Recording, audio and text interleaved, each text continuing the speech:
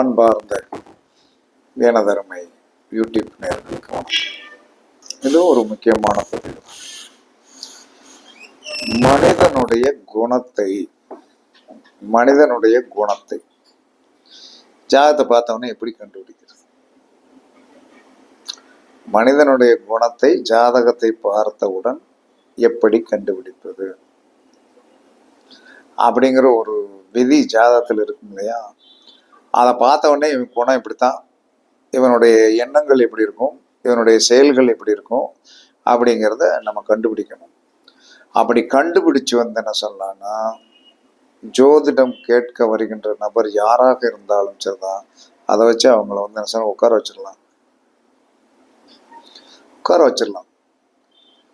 அப்போ உட்கார வச்சிடலாம். அப்படிங்கும்போது நம்ம என்ன செய்யணும் அப்படின்னா வந்து, உங்களுடைய ஜாதகத்தில் சந்திரன் எங்கே இருக்கிறாரோ அவர்தான் வந்து என்ன இத்தனைக்கும் பொறுப்பு. அதாவது வந்து தூங்குகின்ற நேரத்தை தவிர மற்ற எல்லா நேரத்திலும் வந்து என்ன சொன்னா வந்து ஏதோ ஒரு சிந்தனை என்பது ஓடிக்கொண்டே இருக்கும். இதற்கு காரணம் யார் என்று சொன்னால் மனம் என்று சொல்லக்கூடிய சந்திரன். இந்த மனம் என்று சொல்லக்கூடிய சந்திரன் வந்து எப்பயுமே 6, 8, 12 மறையக்கூடாது. 6, 8, 12 மறையக்கூடாது. அப்ப 6, 8, 12 வந்து மறைந்து விட்டான் என்று சொன்னால் 6ஆம் இடத்துல வந்து அப்போ அப்படியே பச்சைன்னு விட்டுருப்பாங்க. 8ஆம் இடத்துல மறைஞ்சாச்சுன்னா நிம்மதியா இருக்காது. 12ஆம் இடத்தில் வந்து என்ன சொல்லலாம், மறைந்தால் வந்து என்ன சொல்லலாம்னா, ஒரு 12ஆம் இடத்துல போய் சந்திரன் இருப்பது அவ்வளவு தூரத்துக்கு சிறப்பா என்று சொன்னால் வந்து சிறப்பு இல்லைதான். இருந்தாலும் அந்த இடத்துல வந்து ஒரு என்ன செய்வாரு அப்படின்னு சொல்லிடுறேன். சந்திரன் வந்து 12 இருந்தால் தெரிந்தே ஒரு தவறை செஞ்சுட்டே இருப்பார். இது தப்புன்னு தெரியும், இதை தெரிஞ்சே அந்த தப்பு பண்ணிட்டே இருப்பார். பிறகு என்ன பண்ண முடியும்? 6ஆம் இடத்தில் இருந்து வருகின்ற விதங்கள் வேற மாதிரி இருக்கு, 8ஆம் இடத்துல இருந்து வருகின்ற இருக்கு. 12ஆம் இடத்துல வந்து சந்திரன் உட்கார்ந்தாச்சுன்னா அவருடைய மனோநிலை என்பது தெரிந்தே ஒரு தவறை செய்யுது. இதை செஞ்சோம்னா என்ன பிரச்சனை வரும்னு தெரியும். திரும்ப அதுக்குள்ளே வந்து என்ன சொல்றான்னா வந்து செய்து கொண்டே இருக்கக்கூடிய ஒரு ஆதிபத்தியமுடைய நபர்களாக இருப்பார்கள். அப்ப லக்னத்தில் சந்திரன் இருந்தால் என்ன மாதிரி புத்தி இருக்கும் அப்படின்னு சொல்லி வரும்போது, அந்த சந்திரன் லக்னத்தில் சந்திரன் இருந்தால், ஒரு மேச லக்னத்திற்கு வந்து என்ன சொல்றான்னா வந்து சந்திரன் வந்து லக்னத்துல இருக்காரு. அப்ப 4 சந்திரன் லக்னத்தில் இருந்தால் அப்படித்தான் எடுக்கணும். 4 சந்திரன் லக்னத்தில் இருந்தால் தாய்மை உணர்வு என்பது இருக்கும், அரவணைக்கக்கூடிய தன்மைகள் இருக்கும், அதுலெல்லாம் பிரச்சனைலாம் இருக்காது. ஏன்னா மேசத்திற்கு வந்து 4 லக்னத்தில் போய் உட்கார்ந்தால் என்ன சொன்னால் தாய்மை உணர்வு தான் இருக்கும். கொஞ்சம் வந்து என்ன சொன்ன படபடத்த தன்மை இருக்கும். செவ்வாய் வீட்டுக்கு தக்கன வந்து படபடத்த தன்மை இருக்கும். ஆனால் கடைசியில வந்து என்ன சொல்றான்னா அமைதியானவர்களாக அரவணைக்கக்கூடியவர்களாக இருப்பார்கள். ஏன்னா அந்த இடத்துல சூரியன் உச்சம், செவ்வாய் ஆட்சி. ஆட்சியானவர்கள் என்ன செய்வார்கள்? உச்சமானவர்கள் என்ன சொல்றாங்கன்னா வந்து எப்பயுமே தன்னை மேன்மைப்படுத்திக் கொள்ளக்கூடியவர்களாக இருப்பார்கள். ஆட்சியானவர்கள் என்ன ஆட்சியான கிரகம் என்ன செய்யும்? ஒரு விதத்தில் வந்து என்ன சொல்றான்னா வந்து அரவணைத்து செல்லும். ஆனால் நீசமாக கிரகம் என்ன செய்யும் அப்படின்னா உங்களை அடிமைப்படுத்தும். இந்த 3 கேரக்டரை வந்து என்ன சொன்னா அந்த சந்திரன் செஞ்சுட்டு இருப்பான். அதாவது தன்னுடைய ஆளுமை பவரை வந்து காட்டும். அதற்கடுத்த செவ்வாயோடைய அந்த வேகத்தை காட்டும், சனியோடைய அடிமைத்தனத்தை காட்டும். மேச லக்கணத்துல போய் வந்து எவன் மேச லக்கணத்தில்கிட்ட போயோ மேச ராசிக்காரன்ட்ட போயோ வந்து ஒருத்தன் மாட்டுனான்னு வைங்க, அதாவது வந்து உறவை கொடுத்து ஆகுதியை கொடுத்து அடிமைப்படுத்துவார்கள். ஆமா, தன்னிடம் அடிமைப்படுவதற்கு அவர்கள் எதை வேண்டுமானாலும் இழக்க தயாராக இருப்பார்கள். இதை நீங்க புரிஞ்சுக்கணும். இதுதான் உண்மை. அதே சமயத்துல ரிஷபத்தில் சந்திரன் ரிஷபத்தில் சந்திரன். எப்ப பார்த்தாலும் என்ன சொல்றான்னா வந்து பொருளாசை உடையவர்கள் தான். பொருள் பொருள் பொருள் பொருளாசை. எப்ப பார்த்தாலும் ரிஷபத்துல சந்திரன் தான். பொருளாசையை தவிர வேற ஒண்ணுமே இருக்காது. என்ன காரணம்னா அவன் லக்னத்துக்கு 3 குடையவன். லக்னத்துக்கு 3 குடையவன் என்ன சொல்றான்னா வந்து லக்னத்துக்கு எங்க எங்க போய் உட்கார்ந்துருக்கான், லக்னத்துக்கு 2ஆம் இடத்துல இருக்கான். 2ஆம் இடத்துல போய் உட்கார்ந்துருக்கிறவன் லக்னத்திற்கு 4 குடையவர். அதாவது வந்து லக்னத்துக்கு ரிஷப லக்னத்திற்கு வந்து 3 குடையவர். அவர் வந்து என்ன சொல்றான்னா வந்து காலபுருஷனுடைய 2ஆம் இடத்துல போய் உட்கார்ந்துருக்கிறதுனால பொருளாதாரம் சார்ந்த விஷயத்தை பற்றிய அடிக்கடி சிந்தனை பண்ணி பண்ணி பண்ணி பண்ணி பண்ணி என்ன செய்வாங்க, கனவு கண்டுகிட்டே இருக்கிறது. அப்போ அங்கே சந்திரன் உச்சமாயிடுறான். அப்போ சந்திரன் உச்சமான தன்மை உடைய வர்றதுனால என்ன சொல்றான்னா பொருளாசை அதிகமாக கொடுத்து விடுவான். அதே சமயத்தில் ராகு வந்து என்ன சொல்றான்னா நீசம், கேது வந்து நீசம். அப்போ ராகு நீசமானது என்ன செய்யும், நீசமானவனுக்கு வந்து என்ன சொன்னான்னா வந்து விழுத்தாட்டக்கூடிய தன்மை உண்டு. ரிஷப லக்னத்தில் போய் பிறந்தவர்கள் வந்து என்ன சொன்னான்னா விழுத்தாட்டக்கூடிய தன்மை உண்டு. ராகுவும் கேதுவுக்கும் எப்பயுமே விழுத்தாட்டக்கூடிய தன்மை. யாரும் ரிஷப லக்னத்திட்ட போய் வந்து என்ன சொன்னா மாட்டிக்கிடாதீங்க. மாட்டிக்கிட்டீங்கன்னா அந்த என்ன சொன்னா ஒன்னே நீங்க ஒரு சூழ்நிலைக்காக போயிருப்பீங்க. சூழ்நிலைக்காக போய் அங்க வந்து ஒரு சில செயல்பாடுகள் நடத்திட்டு சரி போதும் அப்படின்னு வெளியே வந்தாலும் உங்களை விட மாட்டாங்க.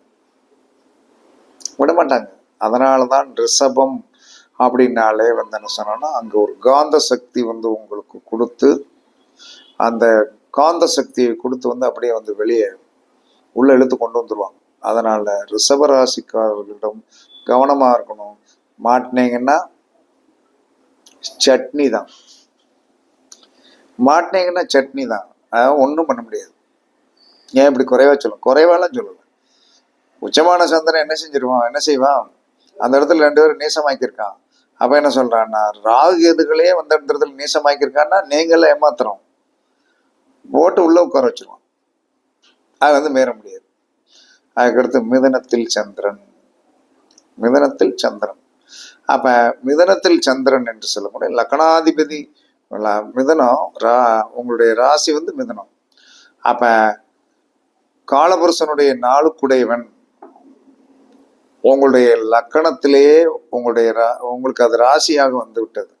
அப்ப ராசியாக வந்து விட்டான். காலபுருஷனுடைய 4 குடையவன் தனது ராசிக்கு வந்து 12ஆம் இடத்தில் மறைகின்ற காரணத்தினால் எப்ப பார்த்தாலும் என்ன சொல்றான்னா வந்து ஒரு விரயத்தன்மை கண்டிப்பாக இருக்கத்தான் செய்யும்.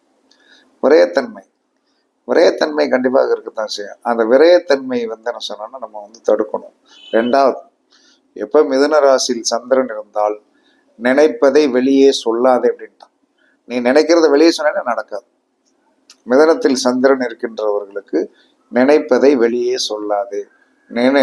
மிதனத்தில் வந்து சந்திரன் யாருக்கு இருந்தாலும் சரிதான், சந்திரன் இருந்தாலும் சரிதான், எந்த கிரகம் இருந்தாலும் சரிதான், அந்த கிரகத்துடைய செயல்பாடுகள் மறைமுகமாக இருந்து அந்த காரியம் சக்சஸ் ஆகி ரெக்கார்டு பூர்வமா ஆன பிறகு சொல்லுங்க, நீங்க ஜெயிச்சிருவீங்க. இல்லைன்னா மிதனம் என்பது இரட்டை தன்மை உடையது. அப்ப இரட்டை தன்மை உடையது அப்படிங்கிற ஒரு இடத்துல போய் உங்களுக்கு வந்து என்ன சொல்றான்னா வந்து அந்த சந்திரன் போய் அங்க போய் உட்கார்ந்து இருக்கிறாங்கன்னா 2 நிலைப்பாடுகள் மதில் மேல் பூனை மாதிரி ஒரு எண்ணங்கள் இருந்து கொண்டே இருக்கும். இப்படியா அப்படியா இப்படியா அப்படின்னு. அப்ப மிதனத்தில் சந்திரன் இருக்கின்றவர்கள் தன் மனதில் நினைக்கின்ற ஒன்றை அவர்கள் கண்டிப்பாக வெளியே சொல்லக்கூடாது. நடந்து நடந்து நடந்து முக்காவாதி நடந்து இனிமேல் ஒன்றும் செய்ய முடியாது அப்படின்னு சொல்லிட்டீங்கன்னா நினைச்ச பிறகு அந்த காரியத்தை வெளியே சொல்லுங்க, அது சக்சஸ் ஆயிரும். இல்லைன்னா சக்சஸ் ஆகாது. அப்ப இரட்டைத்தன்மை. அதுக்கடுத்து 4ஆம் இடம், காலபுருஷனுடைய 4ஆம் இடம். 4ஆம் இடத்தில் சந்திரன் இருந்தால், 4ஆம் இடத்தில் வந்து சந்திரன் இருந்தால் அந்த சந்திரன் என்று சொல்லக்கூடிய அந்த கடகத்தில் வந்து யாருக்கு சந்திரன் இருந்தாலும் ஆளுமை பவர் வந்து அதிகமா இருக்கும். ஏன்னா அந்த இடத்துல வந்து என்ன சொல்லணும், குரு உச்சமாயிடுறாரு, செவ்வாய் நேசமாகிறது. அப்ப ஒரு ஜலராசியில் ஆட்சி பெற்ற கிரகமாகிய சந்திரன், ஜலராசியில் ஆட்சி பெற்ற கிரகமாகிய சந்திரன் குருவை உச்சப்படுத்துகிறார். பிள்ளைகளை வந்து உச்சப்படுத்திடும். பிள்ளைகளை உச்சப்படுத்திடும். உச்சப்படுத்தி விட்டு அந்த ஹீமோகுளோபினுக்கு சொந்தக்காரனாகிய, இரத்தத்துக்கு சொந்தக்காரனாகிய செவ்வாயை வந்து என்ன சொன்னா நீசமாக்கி விட்டுரும். செவ்வாயை வந்து நீசமாக்கி விட்டுரும். அப்ப கடகத்தில் சந்திரன் குழந்தைகளுக்கு யோகம். கடகத்தில் சந்திரன் குழந்தைகளுக்கு யோகம். அதே சமயத்தில் களத்திரக்காரனுக்கு வந்து என்ன சொல்லலாம்னா வந்து களத்திரக்காரிக்கு வந்து என்ன சொன்னா மைனஸ். அப்ப கடகத்தில் சந்திரன் வந்து வலிமையாக இருப்பது, ஆட்சி வருவது, அங்கே வந்து குரு உச்சமாயிருவார். குழந்தைகள் வந்து ஒரு வெல்விசரா வந்துருவாங்க. ஆனால் அந்த செவ்வாய் என்று சொல்லக்கூடிய ஆதிபத்தியம் உடைய கணவனோ மனைவியோ டம்மி ஆயிடுவாங்க. ஓகேவா? இது இப்படித்தான் இருக்கும். அதுக்கடுத்து சிம்மத்தில் சந்திரன். சிம்மத்தில் சந்திரன் என்று சொன்னால் சந்திரன் வீட்டுக்கு 2வது வீடு. சந்திரன் வீட்டுக்கு 2வது வீடு அப்படின்னா சிம்மத்தில் சந்திரன் இருக்கின்றவர்கள் யாராக இருந்தாலும் ஒரு விதத்தில் ஜொலிப்பார்கள். யாராக இருந்தாலும் ஒரு விதத்தில் ஜொலிப்பார்கள். அது மகத்துல பிறந்தாலும் சரிதான், புறத்துல போய் பிறந்தாலும் சரிதான், உத்தரத்துல போய் பிறந்தாலும் சரிதான், அவருடைய வீட்டுக்கு அது 2ஆம் இடம். சிம்மத்தில் சந்திரன் என்றால் ஜொலித்தவர்கள் நிறைய பேர் இருக்கிறார்கள். ஜொலிப்பார்கள், ஏதாவது ஒரு விதத்தில் ஜொலிப்பாங்க. அதை நீங்கள் தைரியமாக. அதுக்கடுத்து கன்னியில் சந்திரன் மனக்குழப்பம், வேலையில் பலு, எப்ப பார்த்தாலும் வேலை பிரச்சனை, வேலை பிரச்சனை, வேலை பிரச்சனை, வேலை பிரச்சனை. பிரச்சனைக்குரிய இடம் கன்னி. கன்னியில் சந்திரன். கன்னியில எந்த கிரகம் இருந்தாலும் வந்து பிரச்சனை தான். பிரச்சனை இல்லாம, ஏன்னா காலபுருஷனுடைய 6ஆம் இடம். 6ஆம் இடம் என்பது போராட்டம், போர்க்களம். போர்க்களத்தில் வந்து என்ன இருக்கும், அந்த மாதிரி இருக்கும். அப்ப கன்னியில் சந்திரன் இருப்பவர்கள் போராளிகள், மனம் போராட்டமான தன்மையிலே இருக்கும். அப்ப நம்ம பத்திரமாக நடக்கணும். அதற்கடுத்து துலாத்தில் சந்திரன். துலாத்தில் சந்திரன் சிறப்பு. ஏன்னா காலபுருஷனுடைய இணைவு ஸ்தானம். காலபுருஷனுடைய இணைவு ஸ்தானத்துல போய் சந்திரன் உட்கார்ந்திருப்பது சிறப்பு, நட்பு, சிறப்பு, நட்பு, சிறப்பு, நட்பு, சிறப்பு, நட்பு. காலபுருஷனுடைய 8ஆம் இடத்தில் சந்திரன் எப்படி இருக்கும்? குதர்க்கமா கத்தி வச்சு குத்துன மாதிரி இருக்கும். கத்தி வச்சு குத்துன மாதிரி இருக்கும். ஏன்னா அது வந்து செவ்வாய் வீடு. செவ்வாய் வீட்டுல வந்து சந்திரன் போய் நீசம். நீசமான எப்படி இருக்கும்? சாக்கடை தண்ணியில போய் வந்து என்ன சொன்னா வந்து ஒரு மதி போய் உட்காந்தானே எப்படி இருக்கும். அதுக்காக சாக்கடை தண்ணின்னா யாரும் தப்பா எடுத்துக்காதீங்க. எனக்கே விருச்சிகத்துலதான் அம்சத்துல சந்திரன் இருக்காரு. என்ன பண்றது? கொடிப்பு கோவம் வந்துருச்சுன்னா என்ன சொன்னான்னா, இப்பதான் ரொம்ப வந்து அடக்கியிருக்கேன். அதுக்கு முன்னால வந்துருச்சுன்னு வைங்க, என்ன வருதுன்னே தெரியாது, வாயில என்ன வார்த்தை வருதுன்னே தெரியாது. அதனால பார்த்தவொடனே கொஞ்சம் வந்து என்ன சொன்னா யோசனை பண்ணி தான் பேசுவேன், இவன்கிட்ட போய் எந்த பேசிட்டு அப்படின்னு சொல்லிட்டு. அதனால விருச்சிகத்தில் சந்திரன் எப்பயுமே வந்து என்ன சொன்னான்னா வந்து நுணுக்கத்தை கற்றுக்கொள்ளும்.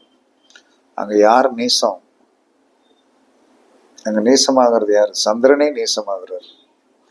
அப்ப சந்திரனே நீசமாகும் போது நாம் வந்து கவனமாக இருக்கணும். வார்த்தைகளை கவனமாக பிரயோகிக்கணும். எதுலையும் படக்குன்னு போய் மாட்டிக்கூடக்கூடாது. தனுசில் சந்திரன் நல்லது. ஏன்னா காலபுருஷனுடைய 9ஆம் இடத்துல சந்திரன் நல்லது. அது எப்படி இருந்தாலும் நல்லதுதான். சுவர் வீட்டுல போய் உட்காந்துட்டார். மகரத்தில் சந்திரன் இருதலை கொல்லி எறும்பு மாதிரி. மகரத்தில் சந்திரன் இருதலை கொல்லி ரெண்டு பக்கம் வந்து சொன்னா, ஒரு பக்கம் சதுப்பு நிலம், எங்கிட்ட தண்ணி, ஒரு பக்கம் முதல்ல, ஒரு பக்கம் மானு. எப்படி இருக்கும்? 2 விதமான டாக்டிக்ஸ் இருக்கும். அதற்கடுத்து கும்பத்தில் சந்திரன் என்ன செய்யும்? குழப்பத்தை கொடுக்கும். கும்பத்தில் சந்திரன் குழப்பத்தை கொடுக்கும். ஏன்னா அவர் அந்த லக்கணத்திற்கு வந்து என்ன கும்பராசிக்கு சந்திரன் 6 என்று சொல்லக்கூடியவர் வந்து எப்பயுமே வந்து என்ன சொன்னா குழப்பத்தை கொடுப்பார். இவர்கள் நிதானமாக ஒரு முடிவெடுப்பது சிறப்பு. அதனால கவனமா இருக்கும். அதுக்கடுத்து மீனத்தில் சந்திரன் என்பது என்ன சொன்னான்னா வந்து அந்த லக்கணத்திற்கு வந்து என்ன சொன்னா அவர் வந்து பொதுவாக 5 குடையவர் தான். 5 குடையவர் ஐந்து குடையவர் தான். அதாவது மீன லக்கணத்துக்கு ஐந்து குடையவர். ஐந்து குடையவர் வந்து என்ன சொன்னான்னா வந்து அங்கே வந்து காலபுருஷனுடைய 12ஆம் இடத்துல போய் மறைஞ்சு போயிருந்தாலும் ஒரு விதத்தில் ரகசிய சொர்க்கம் இருக்கும் அவங்ககிட்ட. மீனத்தில் சந்திரன் இருந்தால் ரகசிய சொர்க்கத்தை வச்சிருப்பாங்க, பொத்தி பொத்தி வச்சுக்கிடுவாங்க. பொத்தி பொத்தி வச்சுட்டு என்ன சொன்னேன், நாங்கள் சுக்கரன் உச்சமாகறாரு இல்லையா, சுக்கரன் உச்சமாகிற இடத்துல சந்திரன் பொத்தி பொத்தி வச்சு என்ன சொல்றாங்கன்னா, பொத்தி பொத்தி பொத்தி வந்து என்ன சொல்ற வச்சிருந்துட்டு கடைசியில வயிறு பெருசாயிரும். எனக்கு இருந்தாலும் ரகசியம் வந்து வெளியே வரும் அல்லவா. அன்னைக்கு எவ்வளவு தூரத்தில் மீனத்தில் சந்திரன் இருக்கின்றவன் சந்தோஷத்தை அனுபவித்து அதற்கு ஈக்குவலான வந்து என்ன சொல்றான்னா ஒரு நரகத்தை அனுபவிப்பான். இது நான் படித்த ரகசியங்கள். பரிச்சித்து பாருங்கள், வெற்றி பெறுங்கள், கவனமாக இருங்கள், இதை நடைமுறைப்படுத்தி கொள்ளுங்கள். உங்களுக்கு சந்திரன் எங்க இருக்கிறார் என்பதை பார்த்து கொள்ளுங்கள். எனக்கெல்லாம் வந்து கும்பத்துல தான் சந்திரன். சில நேரங்களில் குழப்பமா தான் இருக்கும், குழப்பம் இல்லாமலாம் இருக்காது. இப்படியே கொஞ்சம் வந்து நம்ம இந்த ஃபீல்டுக்குள்ள வந்துட்டு அதுக்கு பிறகு வந்து அப்படியே வந்து மனதை வந்து இலகுவாக்கி கொடுவோம். ஃப்ரெஷ்ஷா இருக்கிறவங்க வந்து கண்டிப்பாக பாதிப்பு தன்மைகளை அடைவார்கள் என்பது கொஞ்சம் அனுபவம் வரணும் இல்லையா. அதனால இதுதான் சந்திரன் இருக்கின்ற இடத்தோடு குணாதிசயங்கள் கூட இப்படித்தான் இருக்கும். பரிச்சித்து பாருங்கள். எல்லோருக்கும் வெற்றி கிடைக்க வாழ்த்துக்கள் கூறி உங்களிடமிருந்து விடைபெறுவது சிபி பாறை ஜோதிடர் சாதி ராகவன் ஜெயபாலாஜி. சுகமே சூழ்க, சுகமே சூழ்க, வாழ்க வளமுடன், வாழ்க வளமுடன். வணக்கம், வணக்கம், வணக்கம்.